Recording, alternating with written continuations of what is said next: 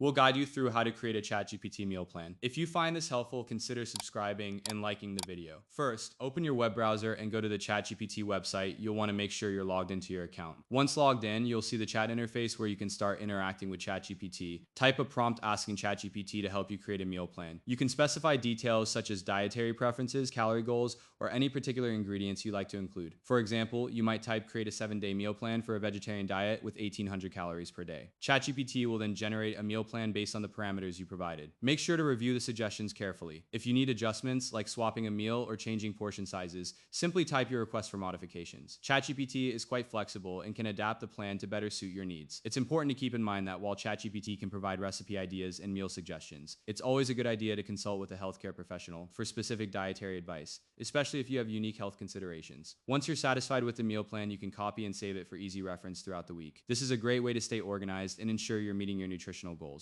Don't forget to subscribe and comment if this helped you out.